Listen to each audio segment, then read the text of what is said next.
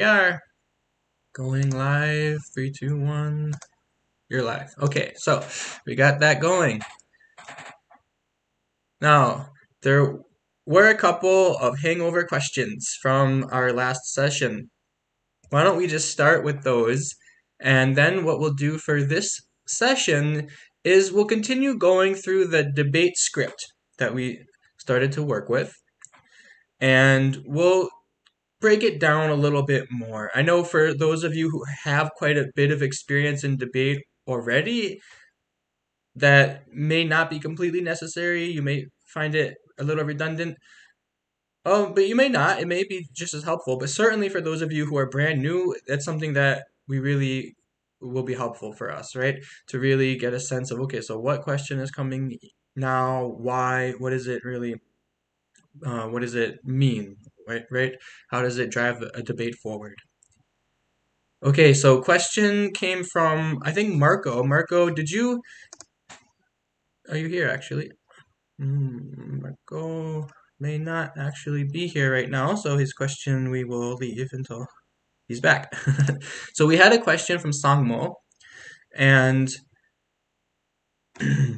sorry, we had a question from Sangmo. Here we go. I'm trying to find a good place to stand. A question from Sangmo, and I honestly am not exactly sure what you're really getting at. So could you perhaps come up and try and explain better what you're asking? So the question from Sangmo Venerable Sangmo is which is the cause of a thought and which is the effect of a thought? So if you're able to come on stage and maybe elaborate, or I can just say from what I can see of the question, there are many, countless causes of any given thought, as well as countless effects of it. So any phenomenon which is a produced phenomenon is impermanent, it arises from causes and conditions, it also produces its own results. So this is the thing, anything, we could say it as a statement of pervasion. It follows that if something is a cause, it is necessarily an effect. And then we would say I accept. So if something is a cause, it is necessarily an effect. So things like thoughts are causes as well as effects. And then, okay, no problem, Sangmo. So if you can't figure out how to navigate or move around, don't worry about it. But I'm not sure if my response right now is addressing your question properly, so you can think about it later. But basically, a thought can be, I mean, it's just, if we just take the subject of thought, it follows that you can posit its cause. Something we could say would be, if you accept, you posit a cause of a thought. You could say the I consciousness that perceives a form that gave rise to a thought. That's a cause of a thought. Can you posit an effect of a thought? If you accept, we might say take the subject, the action of picking an object up, which is the result of a thought. Those are, but there's countless possibilities of what you could posit. It's a very broad question, but and I apologize if that didn't really directly get at what you were hoping to have answered. Okay, so if there's another question, we can take one more question, and then we'll have to start going into this debate script. So raise your hand if you do have a question that wasn't addressed already. Okay, no hands. We're good. So let's go back through our debate script. And how about either Marika or Stefan, if one of you will be our partner so we can actually recite it, go through it, whoever wants to. Or one of the students, if you want to. Either way. Yeah, or maybe actually what we can do is that Stefan and I recite it, and then you are commenting on it, didn't you? So you're I like that. you just do like challenger defender, and then talk a little bit about what's going on. Would that make it more animated? Good. I like it. Okay. Cool. So I'm gonna start as a challenger, and then Stefan is gonna be the defender. Is that okay with Stefan? Yeah. Fine. Cool. Okay. So we're on the Cloud Colors version 1. Is that? Yeah. Yeah. That's on the screen. Cool. So we've done a bit of counting debate, and we've established we're in a wisdom duel, or we first established we're in a wisdom duel, and if necessary, invoked Manjushri, and then we've done a bit of counting debate, and now we're going to investigate colors and whether cloud colors are really secondary colors. So I'm going to ask. It follows that if something is the color of a cloud, it is necessarily a secondary color. I accept. Okay, and so this, just like the question came up from Vitaly in the last session, why would someone accept the original statement of pervasion from a challenger?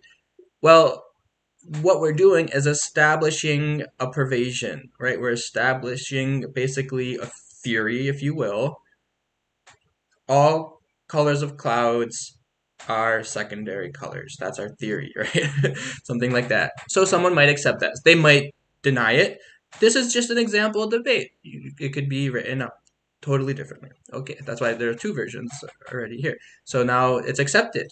So that's continue. Yeah, and it's not a weird thing to think, right? Because if we go to the ontology and we are looking at secondary colors, then the first secondary color is cloud. So maybe then, since maybe a cloud has the color of a cloud, right? So that could be a pretty logical reason for believing this. Okay, so let's move on. So, okay, well, Stefan has accepted. So then I'm gonna be asking the next question. So take the subject, the color of a red cloud at dusk. It follows it is a secondary color. I accept.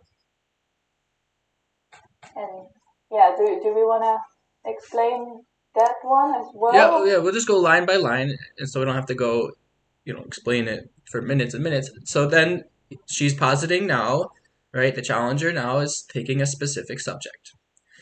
In her mind, it's a subject that contradicts the pervasion that was accepted by the defender. She's trying to trick him up. Okay, we are saying that all cloud colors are secondary colors. What about red cloud colors? Colors of red clouds. How could that Yeah, be a that's a nice secondary color? example, right? Because we know that red is a primary color, so that's probably not going to work. So let's see where we're going with this. Okay. So then, well, I could say take the subject, the color of a red cloud at dusk, but of course I can also not say it because, well, we're still working on the same subject, so we can leave it implicit. It follows that it is not the color of a red cloud. Why? Good. And there you go. Stefan really really showing like what happens when you're debating and someone gives you, a statement that just boggles your mind. Why? What are you talking about? Of course it is. So you really, you put some feeling into it. I mean, you might really have some feeling. So now he's like, what are you talking about? So what happens here? This is something that we need to pay close attention to. It seems like you might just be like repeating the exact same thing that the subject in the subject place and the predicate place. But looking closely, what is the subject here? The color of a red cloud at dusk. The predicate, which America is giving the negation of, but so the thing being negated here, it's not the exact same as the subject. It's just the color of a red cloud. So she's saying color of a red cloud at dusk. Now going down to that's a specific instance. Now going up to the more general category, that specific instance is not the color of a red cloud. And rightly, Stefan is going, why? Logically, why would that be? It's a red cloud at dusk, so it's the color of a red cloud at dusk must be the color of a red cloud. Probably it's still a red cloud whether it's dusk or dawn in any time of the day. Okay, so then, well, I'm like, okay, so it follows it is not the color of a red cloud because it is not the color red. Prove it.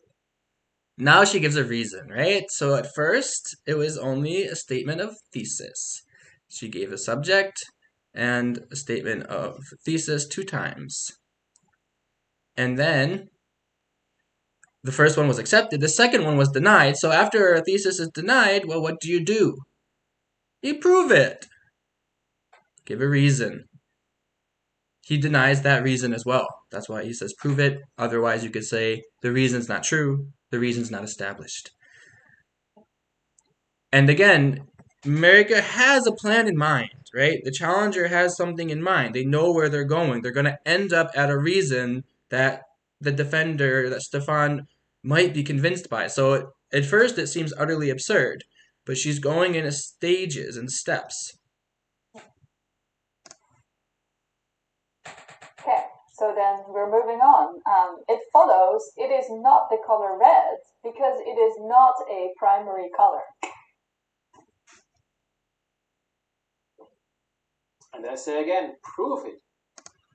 So Stefan's still not accepting the reasons that America is giving. So what does Stefan have in mind here? The defender has in mind that all things which are red are necessarily primary colors. Something's not a primary color, it can't be red. So she's saying it's not red because it's not a primary color. He's saying, no, you're wrong. I know it's red, I know it's a primary color.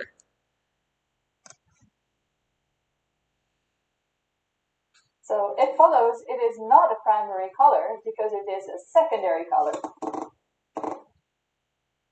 I accept. So what happened here?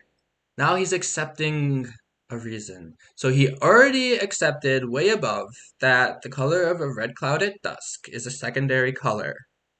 He's also trying to hold the position that it's the color red, that it's a primary color, that all red colors are necessarily primary colors. So now Marika has to say, oh, maybe her connection, I don't know if we lost you, Marika, but that's okay. It follows that it's not a primary color because just like you accepted already, it's a secondary color.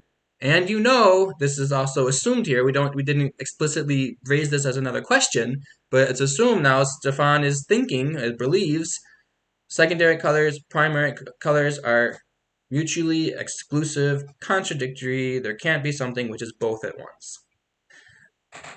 So that's again one of the sort of bases that we would have established already, right? In a counting debate or just knowing that that's the presentation in the system of ontology. Okay, so now he accepts it, so we can go back up. So you accepted it was a secondary color, right? So now we can go back, and what was the above thesis? The first one he denied, the color of a red cloud at dusk is not the color of a red cloud. So this was up here.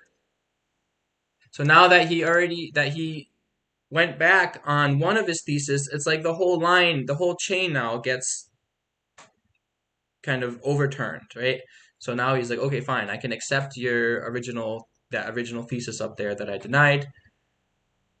So why don't we just say it explicitly, right? So Stefan, I'll just say this question, and is it correct that Marika's off, or?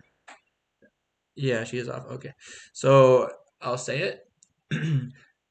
Take the subject, the color of a red cloud at dusk.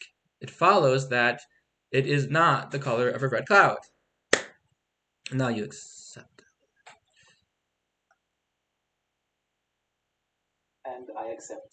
You accept. And so now I go and disprove that one. So take the subject, the color of a red cloud at dusk. It follows it is the color of a red cloud because it is an instance of the color of a red cloud. With a clap.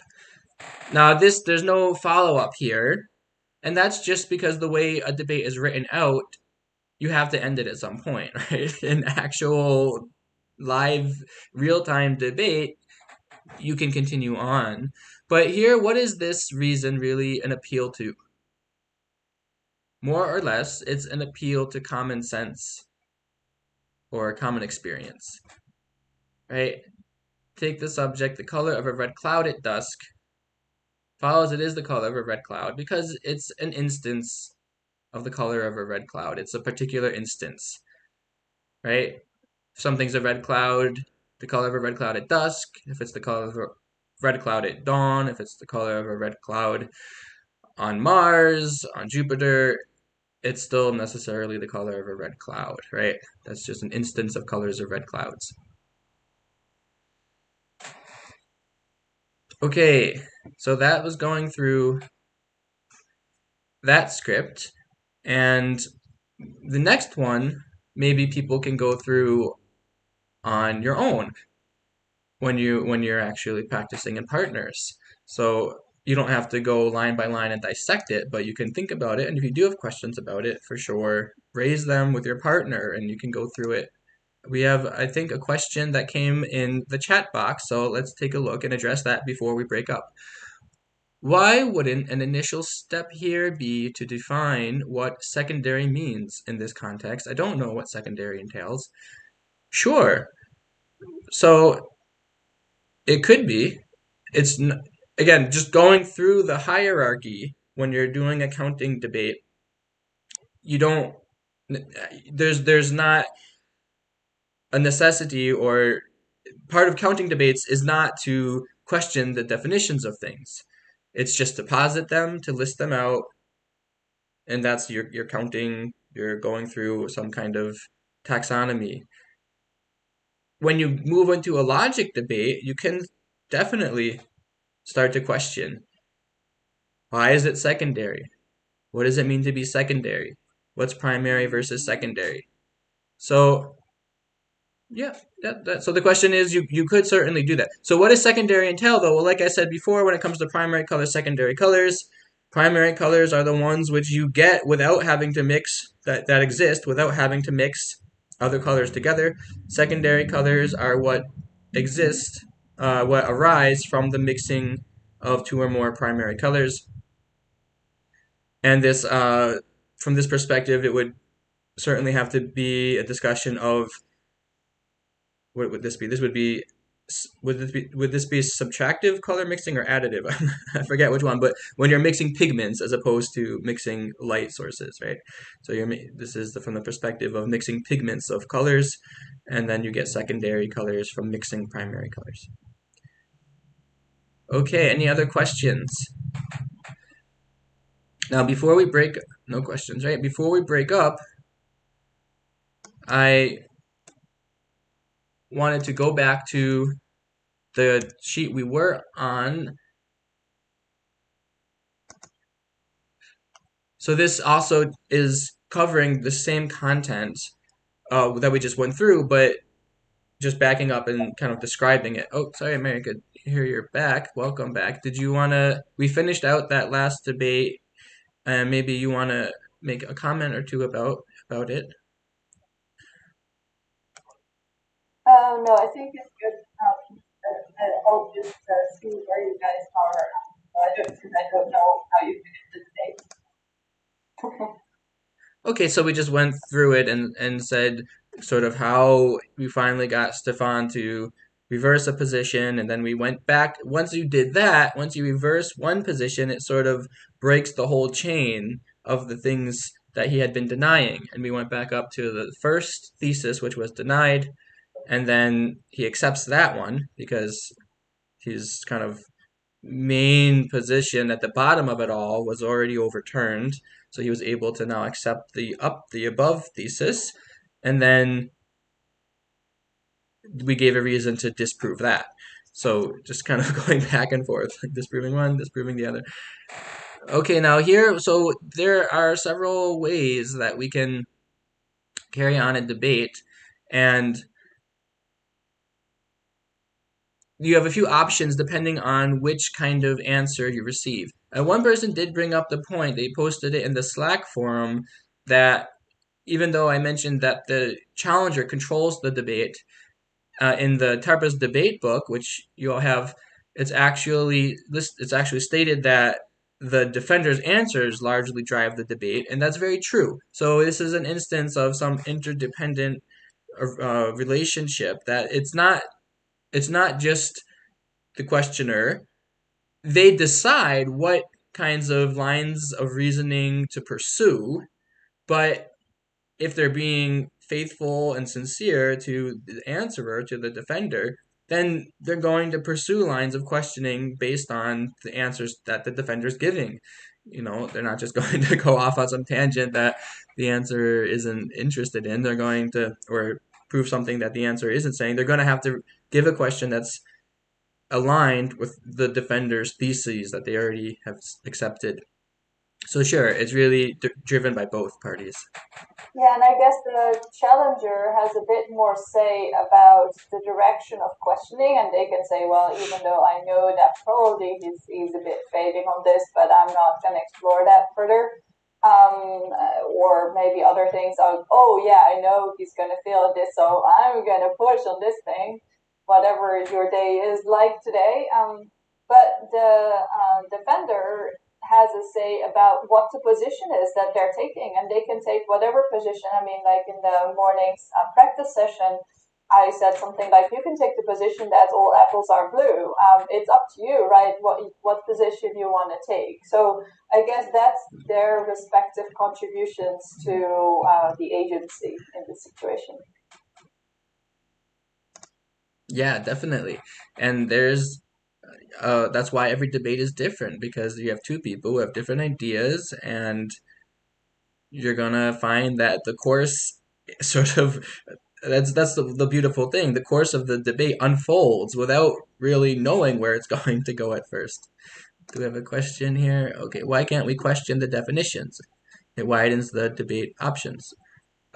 Yes, we can question the definitions. So I again, to reiterate, the defender has a role where they're more or less supposed to hold what the posited definition is in any given context, right, of a certain textbook that you're referencing as the basis for the topic you're investigating. So you have some definitions. The questioner, they raise whatever doubts they want. So they can totally tear apart a definition, question it, posit a different one, suggest differences, point out faults in the definition that was posited by the defender. And then the defender, in our context, we're asking people to be open-minded. So those who have already studied in a Buddhist context, some debate, it might be more difficult for you. I even am hearing, the terminology people are using in the courtyard. You're using the terminology that you've already learned. That makes total sense, right? It's hard once you've learned something, it's hard to change it, and not necessary even. So please do that and stick to the textbook definitions. But for those who are new, for those who are not interested in towing the Buddhist line, the party line of the Buddhists, then it's just blow it open. It's up to your mind and your logic, your sense of logic. And also that we do have, like I was saying, just very brief comment, that in reality, in our modern day Western academic institutions, we do have a textbook explanation that we're expected to basically more or less remember or learn and be able to repeat. So we also all have an education. We're not coming into this like many Tibetan monks would have without hardly any prior education, and this really being like our more or less like elementary school education, right? We have already a sense of what color is. We have already a sense of what shapes are. We have a sense of what odors means, right? So odors are. So we can use that. We may have to spend some time to think about how am I going to define it in the context in which I've learned it, but that's fine to do. America. Yeah, and also I would say that we're just using this particular ontology just for convenience so that we all have a common frame of reference so that we don't have to waste the whole week sort of trying to establish some set of definitions and because it's authentic from this tradition that's been around for hundreds of years, I think it's a pretty good basis. But it's not like we think that you should believe this at all. I mean, it's a nice starting point for exploration. But just, I mean, bear with us on these scripts so that we have at least some common frame of reference. Yes, good point. And so, and again, it might be part of your project, your interest when you're debating to find ways to undermine this traditional ontology.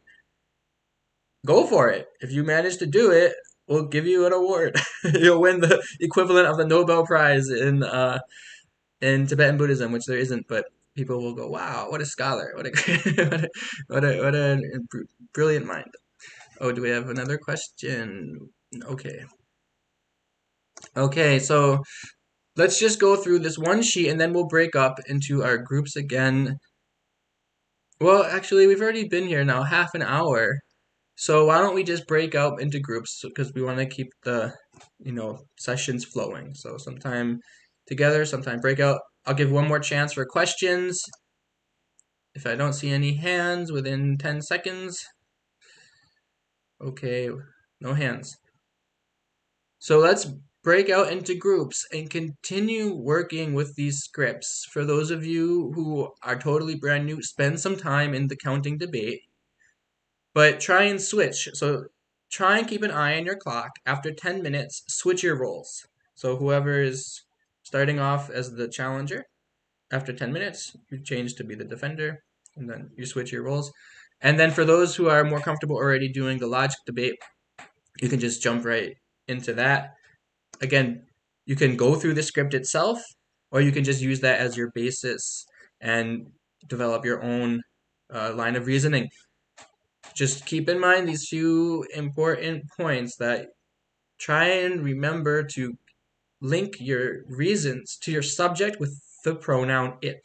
So it's not a difficult thing, it's not difficult to understand it, but it's difficult to do in practice, actually. So just try and keep that in the back of your minds.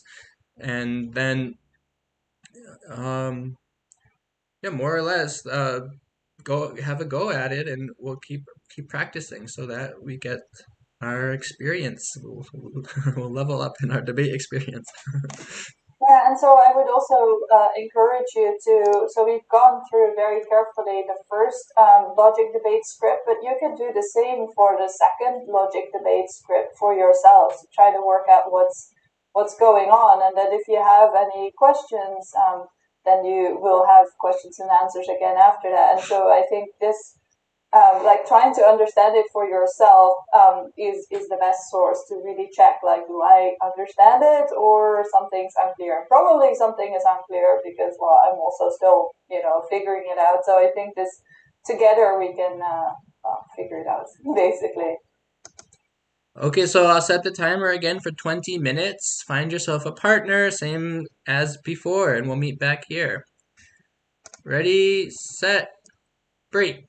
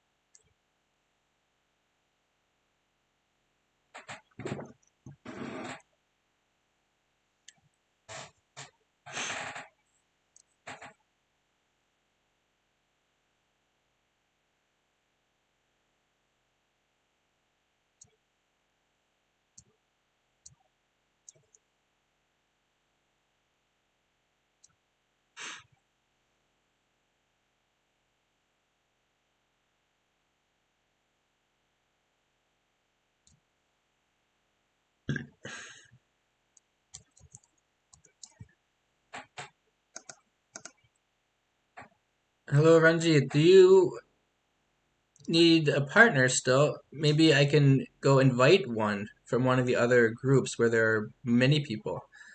Yeah, sure. I'll Oh, just go there. oh, or you could just, yeah, you could go there, or we can try to bring bring someone over so that. Yeah, cool. Editing works for me. Okay, let me see if there's someone who might want to just so that way more people have a chance to actually Yeah. go through it. Yeah. Cool.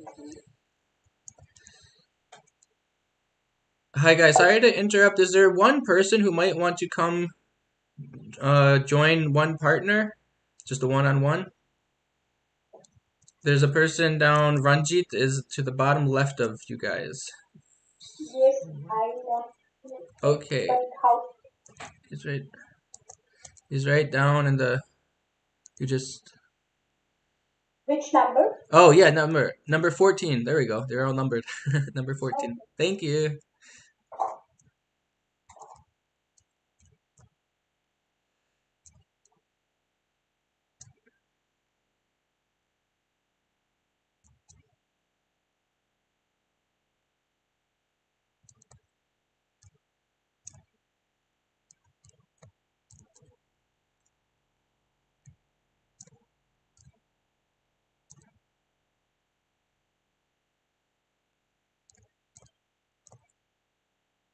Can you hear me?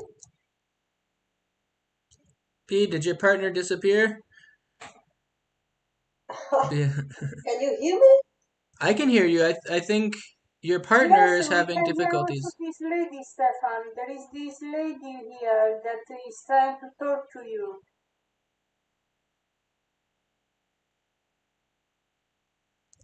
It's Sangmo, right? To talk to me or I'm following you. Do you have a partner? No, I think I was with one, but now. I think their connection may be cut out. Oh, it looks like Yeah. that. Well, maybe you can go find one of the other groups. Well, there's Duccio. No, he's going off. Do you want to go find another a group that's in one of the bubbles? Okay. Okay. Okay. to be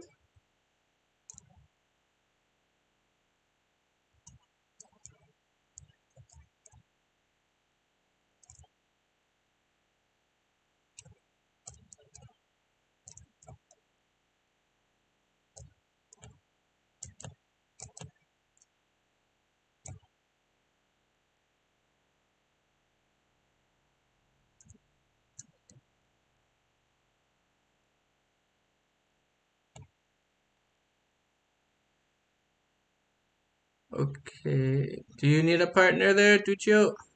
Yes, I'm looking for a partner. Okay, well, we may want to ask one of the larger groups if they'll send if someone will. The 16 is much larger, I think. They're in big. Well, we can do it together if you want to just go through it. Why not? Sure. Why not? So let's go through and start with the, as America suggested, that second script. I could do the screen share of it.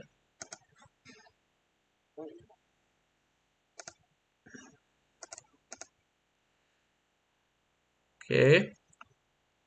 Here we have version 2, cloud colors. How about you be a challenger Okay, I'll do the partner. and start with I challenge you to a duel, a wisdom duel. Whee! Okay.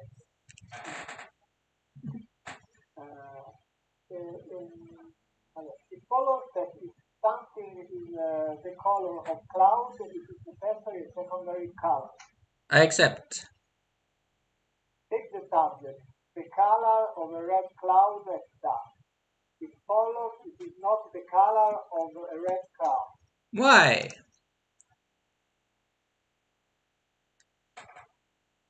Take, Yeah, you can repeat it. take the subject. The color of a cloud as dark. It follows it is not the color of a red cloud. So that one I said why. So now go down to this next Okay. one. Yeah. It follows it is not the color of a red cloud because it's not the color of cloud. Prove it. It follows it is not the color of a cloud because it's not a secondary color. Prove it. It follows is not a secondary color because it is a primary color. Prove it. It follows it is a primary color because it's the color red. Prove it. It follows it is the color red because it's visible as a red hue. I accept. Okay. So now you go back and ask if the color of a red cloud at dusk is not the color of a red cloud. I mean, so consider it's the first reason, again, up here. the subject, the color of a red cloud at dusk. It follows it is not the color of a red cloud. So this time I'm saying I accept.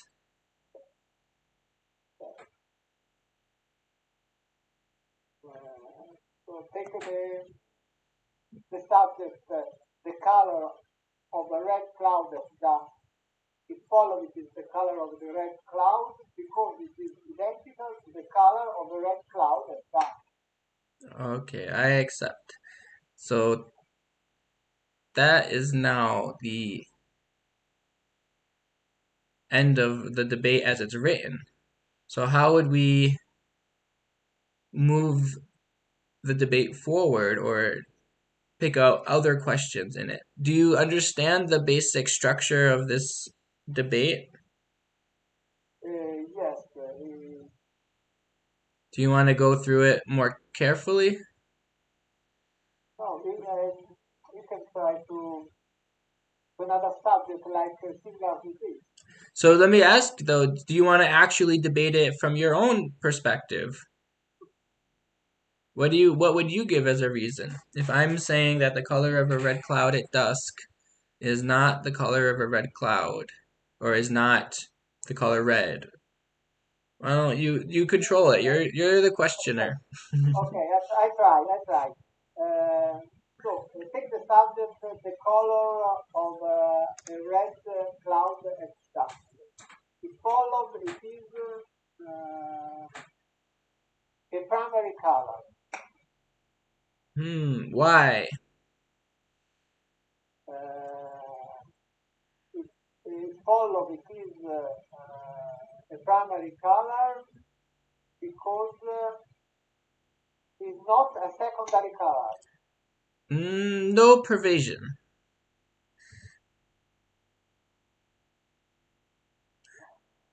So consider color. It follows it as division. I accept.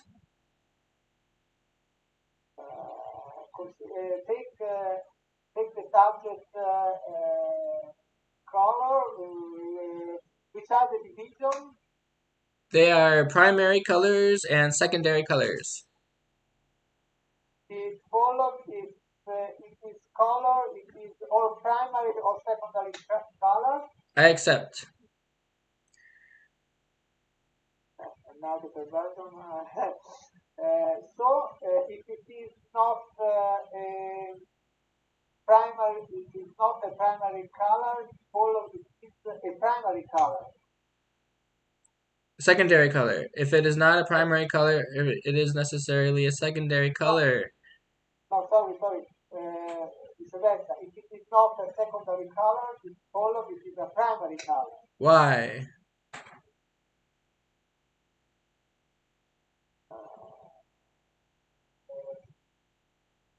Because it has only two possibilities, two divisions.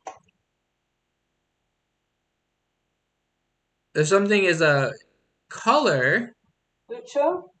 Color? hello, yes?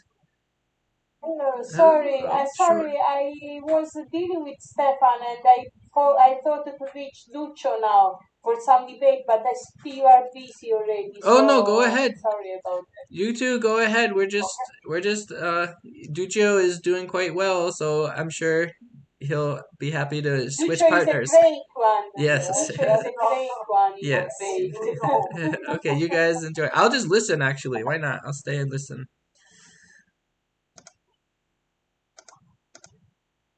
Lucio? Yes, I don't see you. You don't see me? Maybe you cross the arrows circle? No, I think you have okay, I see you now. He was having Sammo in Italian.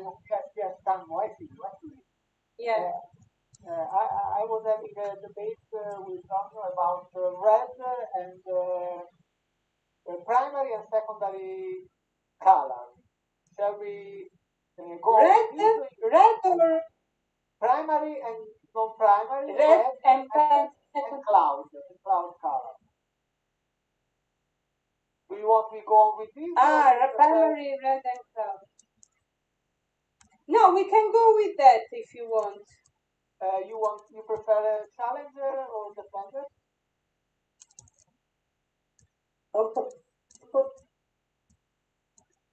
I think first I need to ask you, are you a Trump supporter? Oh, okay. You mean his discussion of the fake ballots?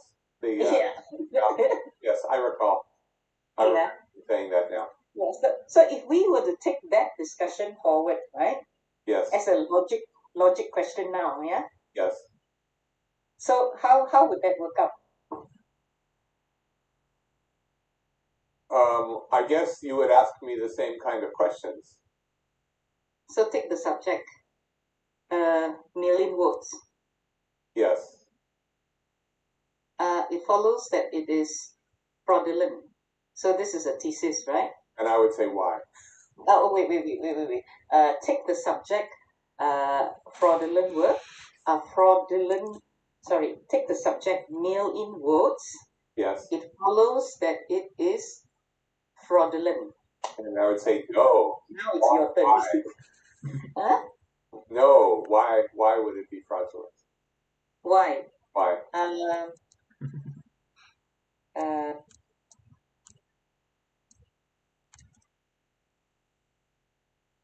So someone from the audience asked him, "Are you enlightened?" He just paused for a second and then he said, "If I say yes, half of you are leaving. If I say no, the other half is leaving." Right? So it's also about the embedded external expectations that we have about what the fruit of meditation can be.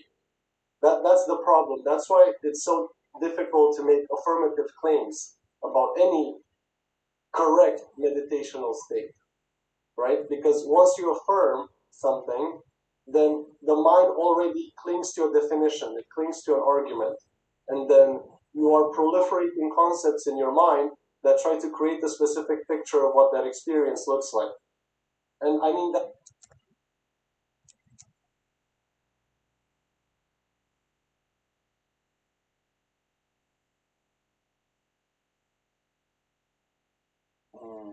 And this is where it's very easy when you're reading the textbook to get all confused, and these debates are to help clear that up.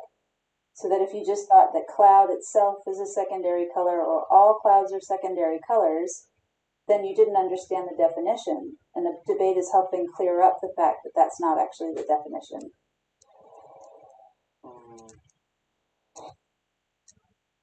Daniel coming. Just listening for a moment.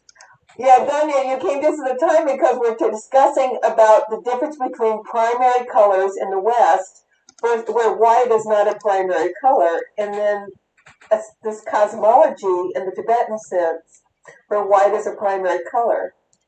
You know, I gave my understanding of that, and I think we have to put the question now to the Western color theorists of why white isn't a primary color. I mean, what else? What is the basis? If let's just say that's a basis for the distinction. Well, white is made up of three colors. It's not a primary color. It's made up of red, blue, and green, and that's how you get white light. Right, so that's from the perspective of additive color production, but when we do subtractive color formation, like mixing pigments, then that's not the case. So I guess it could just be from those two, you just choose one of those two perspectives because the situation will be different. If you're mixing pigments, then white is not produced from mixing other pigments. If you're mixing light, then white is produced from mixing other colors of light.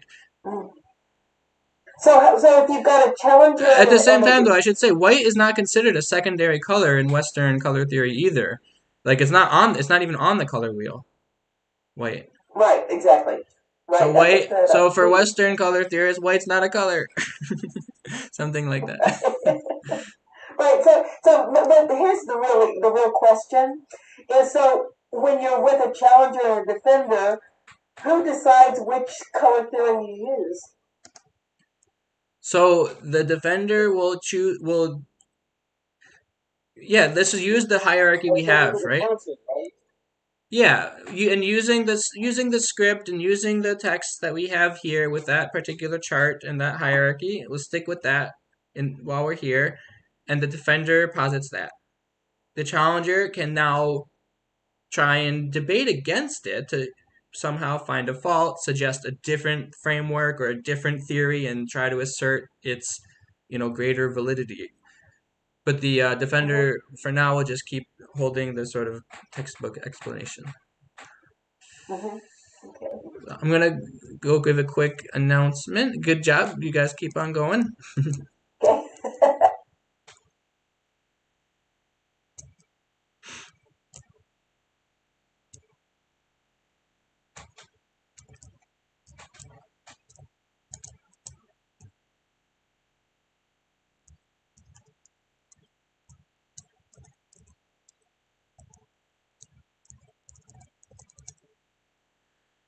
Hello, everybody. I'm just calling to say there's a 2-minute warning, so you don't have to close up right away, but 2-minute warning.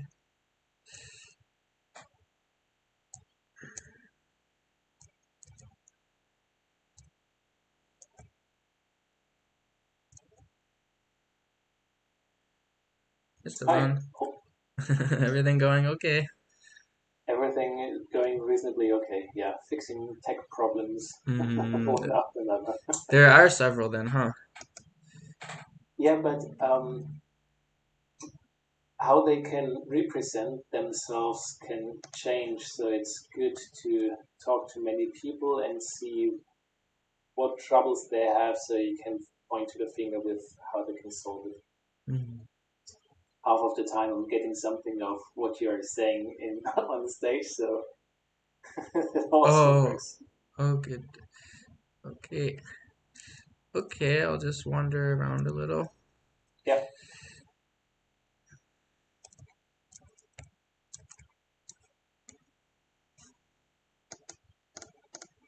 As I understood, there has to be a link established between the reason and then the predicate.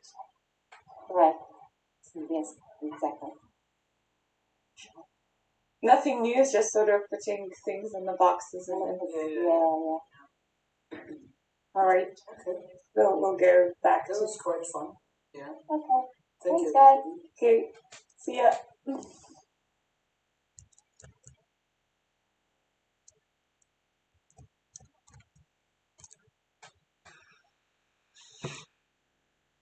I accept. Take the subject, the color of white light. It follows it is not a primary color because it is a secondary color because it is the color of all the variants of light. Okay, then we'll meet in the temple now. Yeah. I think the time is up. Thank you. Yeah, nice talking to you. I was just coming to listen in, but okay, yeah, I will call everyone back into the temple. Okay. Yeah, thank you.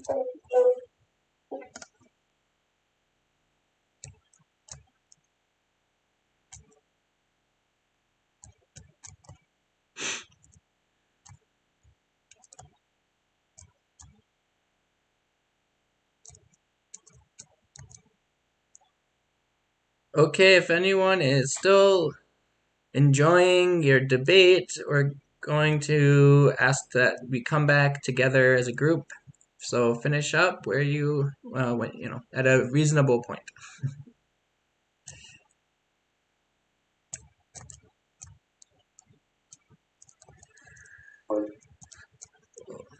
Swagat. Swagat was just praising our organization. Yeah, worked out good. Hey, Swagat. Thank you. Nice to see you. Gosh, we haven't had meetings in a while.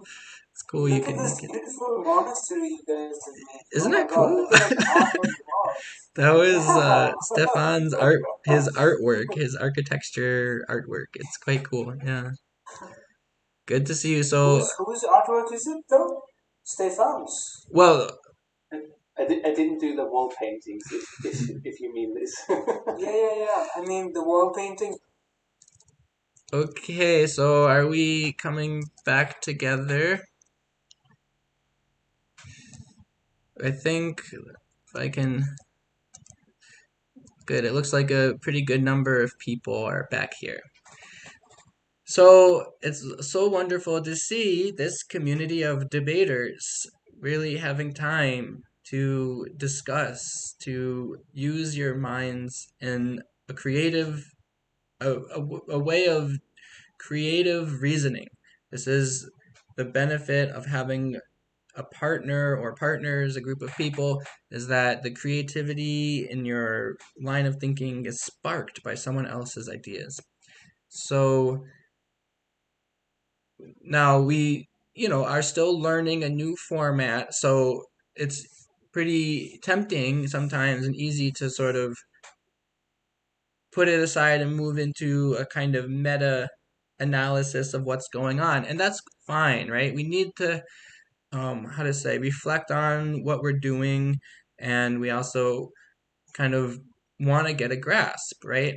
So we want to balance, at least spend some of the time just doing the rigorous training, right? Just like, how do we posit a subject, predicate, and reason and respond appropriately to that, move a debate forward. So let's work to at least mix it up. So if we kind of back up and do some, okay, what are we actually talking about here?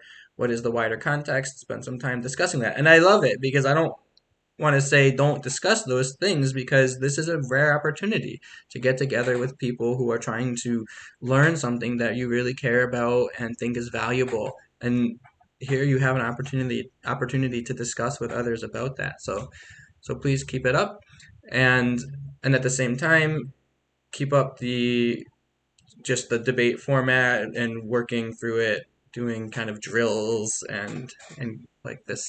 So, any questions from what was just debated? What anything come up?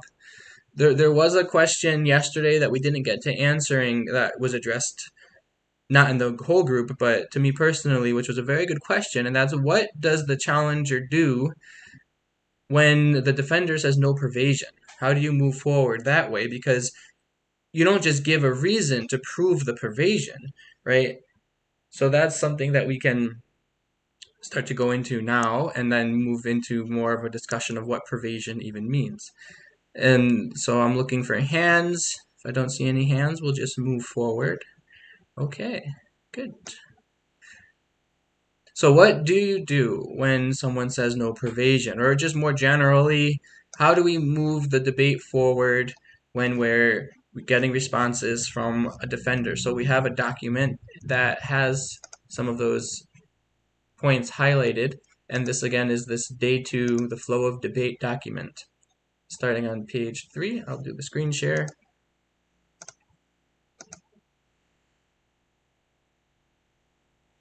How a challenger carries on the debate. So we've got these 4 answers coming at us, plus open-ended answers. There's kind of a lot going on, right? So each one of those things has a slightly different response as the challenger, a different way of taking the defender's response and carrying the debate on from there. And I'm sorry, I'm trying to have to switch my screen again. Good. So a thesis statement is denied. So if a thesis statement is accepted, take the subject, the color of a red cloud, it follows that it is a primary color. I accept. Okay, it's accepted. Now you can just say, good, I agree, that's what I believe as well. You could also take that and deny it and try and reverse the defender's position. Try and give him a reason why it is not a primary color. It follows is not a primary color because it's a secondary color. You can do that, right?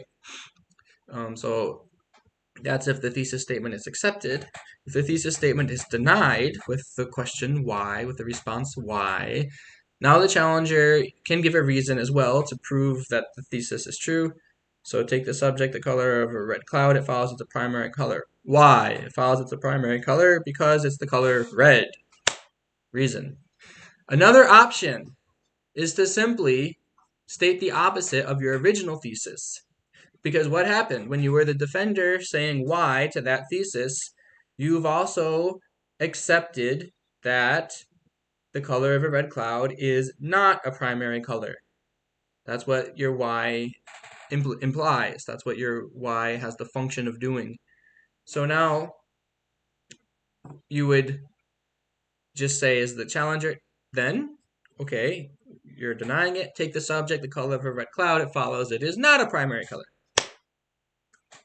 And the defender already accepted that, but still, we're all learning, right? So you might, and especially when you're really in a debate going quickly, you kind of get sometimes lost in the heat of things. You might not even really recognize that you responded that way or really understand how the subject and predicate were worded exactly. So you might actually go back and you might say again why. That's okay. But generally, like the rule would be that you would accept that as the defender now because you've already denied its opposite, so you would accept now the way it's being stated. So that's one way to go. After a statement of pervasion is done, and then again from there you just continue. Give reason to disprove it, pick a different subject, ask a different question, you just decide where you want to go. After a statement of pervasion is denied, as a challenger, what you typically do is first, so that's why we have here and then. So typically, there's two things we do. First, state the opposite statement of pervasion. Or ask the defender to. What's an example? What do I mean? It follows that if something's the color of a cloud, it's necessarily a secondary color. Why? Okay, denied. Why? So now what you can do is just restate the opposite again, just like for a thesis. Then, if you're saying why, then it follows that if something is the color of a cloud, it is not necessarily a secondary color. I accept. So now they should accept it. You could also ask the defender to do that themselves. Can you state the pervasion that you're denying? We just say it. We just can say, to keep it short, restate the pervasion. And then what does the defender say? If something's the color of a cloud, it is not necessarily a secondary color. Another thing that you do after that, you restate that pervasion that was denied with a negative in it. And now you ask an example. So you're denying that there's a pervasion. That means you're accepting that there exists something which is the color of a cloud, but not a secondary color. Give an example. Posit an example. And now the defender has to say, take the subject, the color of a white cloud, right? Take the subject, the color of a red cloud. Are there blue clouds? Sure. Take the subject, the color of a blue cloud. I think I've seen blue clouds before. If I can remember. I don't know. And so here are the examples of that, which I just said, so please read them on your own time. Now, what about when... Okay, do we have... Yeah, please. Yeah, there's a question by Ken. Ooh, a lot of things going on in the chat box. Sorry. Yeah. Can the answerer... So, I think Rimpy needs help. Stefan, if you can check her out, that would be awesome. I think we solved the issue. Okay, great. Thank you. Okay, that was several minutes ago. Can the answerer, instead of I accept or why, ask the questioner to clarify their statement by indicating whether they are positing about a generality versus a specific instance? Well, good question. Question that you're going to be bumping up against again and again. And the best way I can answer this is just listen to the words they say and give your response as best as what makes the most sense to you based on the exact words they say. The question of generalities versus instances is, of course, a topic that is in this logic tradition and one of the foundational subjects studied for introductory debaters. We don't really have the time to go into it in this current workshop, this program, but it's a very good question. And at the same time, I would suggest to observe your mind as it's trying to find the subject that the challenger has posited. Take the subject, the color of a cloud. Okay, so what is my mind latching onto as the color of a cloud? What is appearing? What is it? What am I experiencing? What is the thought that comes to my mind when I think the color of a cloud? Part of this debate is actually intended to get that process of mindfulness going, mindfulness of your own thoughts. So I would just leave that question there, and of course, please feel free to ask more if you need to. Sangmo has a good question here. How do you understand which is the right? So quickly, sorry to interrupt. no. Would like to add to the answer to Ken's question. I was wondering that question too when I was learning, and Donya is right. For me personally, my experience was that sometimes you wonder whether what was the debate statement, whether that was a general question or a specific instance or so. But sometimes that question is not actually the right question one could ask or that is very helpful. So when Donny, America, and I were doing a debate in our circle, Donny was bringing up a different question that gave much more insight than the answer to the question whether we're talking about a general thing or a specific thing. So I would like to add, that was a bit abstract, I would like to add when you're wondering during debate whether some statement is about a generality or a specific instance, then you might maybe also be able to ask a different question that is more specific to what was said before, and that could also help you in a more specific way. Thank you for that reflection. Very, very well said. And just one quick thing to add again on top of those comments is that when you really think about it, well, do really think about it, and I hope you have the chance to debate it at some point. But just it seems like when we're trying to find whether something's a generality or a specific instance, if you just take what any subject posited, isn't it the case that you can always get more specific about it?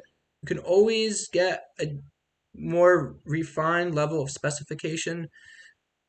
The subject color. Boom. Which color? Primary color. Which primary color? White. Which white? The white color of Gandhi's robes. Which white color of Gandhi's robes? The white color of Gandhi's robes, which he wore on February 4th, 1930. Which color of Gandhi's robes that he wore on February 4th, 1930? The color that was on the patch on the backside. You can always get more and more specific. So we can still, my point is being, we can still meaningfully talk about things without having to get to the most ultimately refined level of specificity about something. We should be able to. That, of course, can be a question that I'll let you think about and see if you have a different idea. Okay. So how do we carry on debate? Oh no, do we have another question? No, that was it. Okay. Oh yeah, we do have one, right? Sangmo's question. How do you understand which is the right syllogism to stop the debate? Well, I think this was sort of a question that came up yesterday, right? Just how do we know when to stop the debate, or when does the debate end? It's a similar question, and it's sort of like when you're satisfied that you've worked through the topic and that the syllogism satisfies you. Okay, that reason sounds good. I've really worked out my doubts. I'm ready to move on, right? Or you're just out of time. Then whatever syllogism you're currently saying is the one that you have to stop the debate at. Yeah, or when you're just bored with it and you're like, well, I think if we explore a different thing, then it's going to be more interesting because we're not really going anywhere. At least that's what I've also experienced sometimes. So could be any kind of reasons, and basically you could continue debating forever, pretty much, right? And that's what I've also noticed with my in the research with the monks is that you give them any topic and they can just keep going, and you start with anything and they end up with consciousness or reincarnation, pretty much one of those two typically. So it's actually an infinite treasure, maybe, that you just keep going and you can always find different angles and different things to talk about, if you're creative enough, at least. I've not mastered that skill yet, so I will also often run out of ideas. But yeah. And that's an awesome point to bring in, that if you observe that the monks in Tibetan monasteries at Sergei, they often bring their debate into something to do with consciousness or perhaps rebirth. It just also shows that where your ideas are going to take you are related to what you are expert in or what you are interested in. So that's wonderful, because when you have people with various expertise or training or skills or knowledge, then you can really have a completely unique debate that you never would have imagined on your own, because someone else has a whole set of background knowledge that you don't even know about, and that's really quite helpful. So that's, yeah. So now let's see if we can. And any more question, just raise your hand. I'll keep an eye on the little hands being raised. So we'll keep going with how the debate moves forward and what pervasion is all about, really. So screen share. How a challenger carries on the debate after a defender says, the reason's not established, prove it, the reason's not true. So here, like before, when they denied a thesis, the challenger can just state the opposite of the reason that was given. Take the subject, the color of a white cloud. It follows that it is a secondary color. Why? It follows that it's a secondary color because it's the color of a cloud. Prove it. Take the subject, the color of a red cloud. It follows that it is not the color of a cloud. They just restated it, but put a negating particle there, right? It's not. So they denied that it is the color of a cloud. So you can just repeat and say instead, it's not, then it follows, it's not the color of a cloud. And here it becomes a thesis statement. Yeah, and actually, one little detail here, what I found very helpful when we were just practicing debate was that sometimes it's actually quite good to just repeat the subjects again and again, especially when you're beginning to learn this, so you're still kind of clear on what is the subject that we're talking about, even though it doesn't change until we take another subject. Just making it explicit can really help to clarify like what's going on. Yeah, and you will want to, one of the other things that comes in this current document we're on, is and a third type of question, which wasn't in the series of slides from yesterday, that PDF document where we talked about the two types of questions: information seeking questions, logic questions. There's actually a third type, clarification questions. Again, it's not like considered a formal, it's not really a formalized thing, but it's helpful. You can use it whenever you want, and as we're just beginning, recommend that we do use it. So we'll go over that. So another thing you can do when a reason is denied is just give another reason. So you move the reason that you had given and that was denied into now the place of a predicate and a new syllogism, and you give a separate reason on the back end to prove that. So just to say it quickly, take the subject, the color of a red cloud. It follows that it's a secondary color. Why? It follows that it's a secondary color because it's the color of a cloud. Three-part syllogism. Prove it. They're denying that it's the color of a cloud. Take the subject, the color of a red cloud. It follows that it's the color of a cloud. That previous reason now is in the place of the predicate. Follows that it's the color of a red cloud because it's the color of a floaty thing in the sky that is a bunch of moisture, a bunch of water droplets that, give the definition of cloud or something like that. And now you have a new reason to prove that previous one. Okay, let's check this. Okay, what does that mean? Defender is not accepting the reason. So when we say prove it, that means the defender is not accepting the reason is true or established. It's just an abbreviated way to say the reason is not established or the reason is not true. So if you're confused by that, let me know and we can stop using it. I just am trying to find ways to streamline the language. Yeah, but I think maybe feel free when you're running the scripts just to replace this, prove it with reasons not established or reasons not true. I personally also find reasons not true a little bit more intuitive than prove it. It's up to you. Yes, I would say that people, I think you another answer there. Okay. And yeah, but comment on that, right? If you're confused by some of the language, let us know and then we can adjust it. Of course, yeah, we have to learn something that we can use. At the same time, what we're learning is a new language. not just new to the learners, new in the world. A lot of the debate language in English is like a language being in the process of creation. Okay, after a reason is answered with no pervasion, now the challenger can restate the pervasion or ask the defender to do so. Once again, we just went over that, didn't we? That was when you said why to it, but it's the same thing. When you say why to a statement of pervasion, or if you say no pervasion to the reason, you would restate the pervasion or ask the defender to do so. Since reasons are, so this relates to the question that came up, right? You don't really give a reason to prove a pervasion.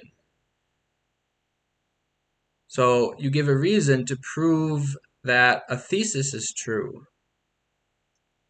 But to prove a pervasion, you really just have to go by more proving that there is no counterexample. So to do that, you have to take a counterexample that someone has in mind and prove that it isn't actually the thing that they're trying to say it is. So for example, take the subject, the color of a red cloud. It follows that it is a secondary color because it is the color of a cloud. No pervasion. Someone says no pervasion. What do they have in mind? If something is the color of a cloud, it is not necessarily a secondary color. So now what do you say to that? First, you can just restate that, just what I said. Just to confirm. We're double checking. Clarifying.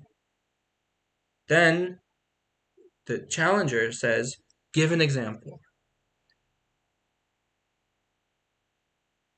Now they can come back and say, well, I mean, of course, they already have their example, which is the subject you're using. They're just saying there's no pervasion. So you have to basically, so that's the subject, the color of a red cloud. So you have to now find a way to sort of get them to accept somehow that the color of a red cloud is indeed a secondary color. So that's something where you have to kind of move into different strategies, right? So you kind of can think of other subjects that are related and ask them about whether those are. So you say, okay, well, what about the color of a red cloud? What about the color of red sunlight, right? Because that's also sunlight color is one of the secondary colors, right?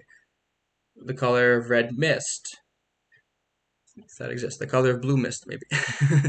So then you would kind of find your way, but that's kind of a next step, right? So we don't really need to you kind of feel your way through it in a debate, and again by observing others, then you get a sense of how they do it. It's hard to just sort of give a rule for how to do that. So here we've got only about 10 minutes left, so I'd like us to have a little more time to practice before we end. We didn't really go into pervasions that much yet, so that's okay, because the real way you learn about them is to actually debate and look at what is being said and think about it and go through your own process, right? Your own thought process. So are there any final questions? We're going to now end this session with our pairs of debaters, debating in pairs. So if there are no questions now, we will just break up, and then I will announce when the time is up and people can continue on if you're happy to. Yes, Stefan.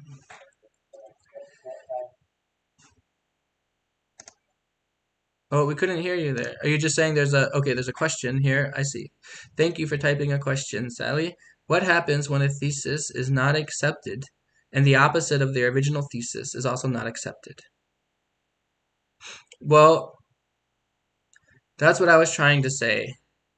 So what get here, this is when you use the word, this is something that I didn't really, we didn't explicitly reference. So here Sally's giving an example. Everyone can see the chat box if you open it up, by the way. You probably have figured that out. So ergo, right, she gives the example, take the subject, all mail-in votes, it follows that it is necessarily fraudulent. So if you're using the word necessarily, you've moved from a thesis statement to a statement of pervasion. So I know it's hard to tell them apart at the beginning, but just know that rule. If you're using the word necessarily, you are no longer giving a thesis statement, you are giving a statement of pervasion. So that's one point, but the question remains, if someone denies that and then denies its opposite, right? The questions still remain. So this is the one point where I would just have to say that you have to have patience, and as the defender, try and be aware that this is kind of the only one rule, right? The only one rule is basically that this is a binary system of either yes or no, true, not true, and there is no third option. Now, in reality, we have doubt about things, so this is one of the advantages in terms of working through your own doubts, is that, okay, I'm not really sure. Are they all fraudulent or not? I don't really know. Well, so what do I say? I say not sure. I mean, you could just say I really don't want to answer. I don't have any position and move on and just work it out. But otherwise, you pick one, right? You say, okay, what happens if? This is where it becomes an experiment. And a lot of the Tibetans will often, when they're describing Nalanda tradition debate, will describe it as a type of experimentation. And this is where it becomes an experiment. You try on a view that you never considered before or didn't think through thoroughly before. And so you go, well, what if I say yes? Now, what kind of reasons can the challenger give? What kind of reasons am I going to have to defend it? Okay? So the best answer though is that I would say, defenders, please avoid this. Please avoid doing this to the best of your ability. So once you say you accept a thesis or a statement of pervasion, then you don't then don't just go back and forth, accepting, denying, then accepting, then denying. Choose one. If through after the process of going through some reasons you realize you were mistaken, then you can accept that. You get a little pat on the little top, and then move on. Good question. Okay, we have 10 minutes. Everyone want to go do some more debate? So maybe just to clarify, what is the assignment? Is it just to move on and go back to the sample debates and play around with it, or? Yeah, I would maybe say just keep going through the sample debates and even the counting debate. Go through the sample debates, and there's a few other questions put at the bottom of that sheet, so you can start looking at those questions, even though there's no script. You can take it on and say, okay, how am I going to debate this? I'll come up with my own line of reasoning. So there are the two scripts plus two extra questions of Nalanda debate and of the traditional framework in colors, and then two questions in science, which are related with cognitive science and psychology about mindfulness. So that might be something that many people aren't too familiar with, but some people might be. Okay, is that clear? And maybe also one thing that we were talking about in the practice was that you can go through the script and then think for yourself, okay, at what point would I actually personally want to say something different? And then at that point, start to deviate from the script and then see what happens. It's like these experiments that we were talking about. I agree. I would think that that's probably the best way to go. Start with the script and then deviate when you don't agree with the script. When you're like, wait a minute, doesn't make sense. Okay, good. So everyone, I'll announce. So it's really only 6 minutes, but that's enough time to get something going and find a little circle. Okay, great. And then we'll see each other again, and we'll continue with these scripts in the actual debate sessions, the session number 3. And we're just really practicing today, right? We're going to have to just keep practicing. And tomorrow is when we'll be able to go into the different relationships between phenomena. Yeah, we'll get into that tomorrow. Thank you.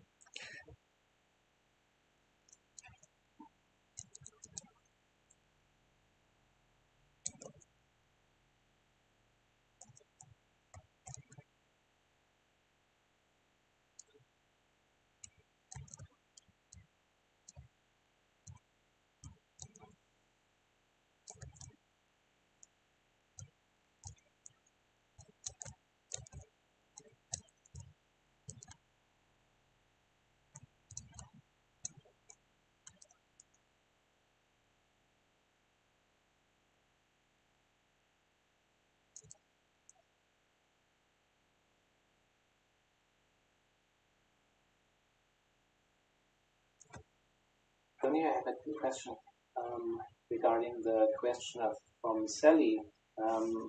Like in the first question, they asked what happens when the thesis is not accepted and the opposite is also not accepted. Wouldn't that bring about a small tsar, as Malik called it? Because that's basically a contradiction, right? Oh yeah, yeah. I'm sorry. I thought that was Yeah, yeah. I didn't mention that. Yes, that you would give it sa there. Yeah. Do you want, or should I quickly type this as a written response to Steadley to add to what was said so far? Because Yeah, I'd also be. that's a good idea. Yeah. Good point. I didn't mention that. Right. What happens? Well, you give them a ta. That's the main thing that happens. Yeah. Do you want to type or shall I? You can do it. Yeah, it was Okay. your point. Yeah.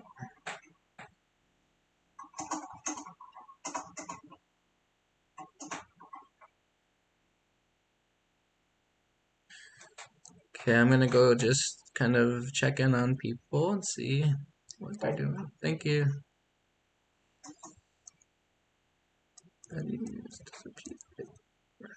Cloud color. Parla proprio accanto. Vabbè, Seguo. se vieni, guarda.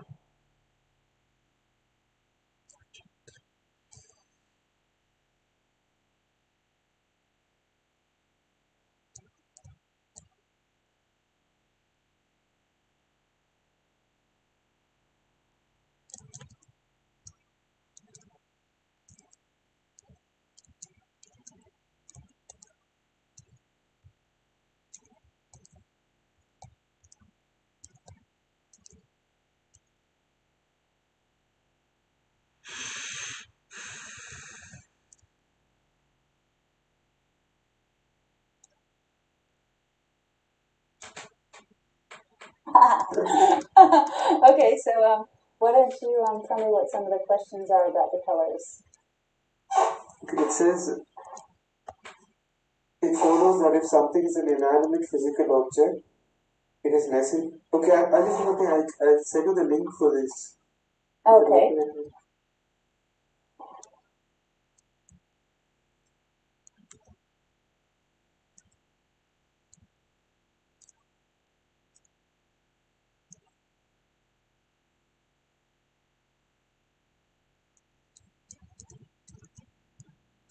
What computer? Yeah. The question in colloquial form is: must we accept all things that have the Okay. Okay, sorry. Okay. So, it follows that if something is the color white, it is necessarily a primary color. accept? Take the substance with hers, it follows that it is a primary color.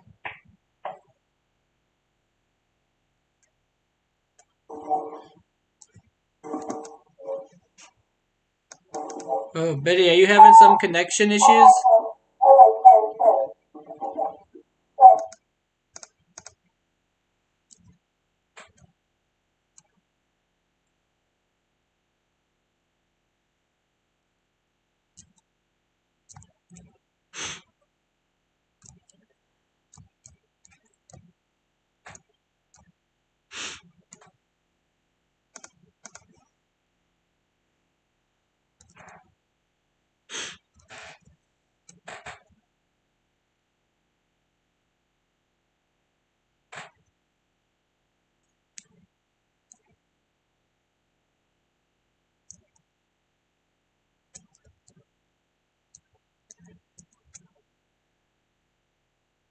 Just so everyone knows, it is the formal end of this session, but you are welcome to continue on for a few more minutes. It's very common in the monastery for people to stay on for 30 minutes, 1 hour, even more. So knock yourselves out. And we'll see each other in the debate sessions and then again tomorrow morning.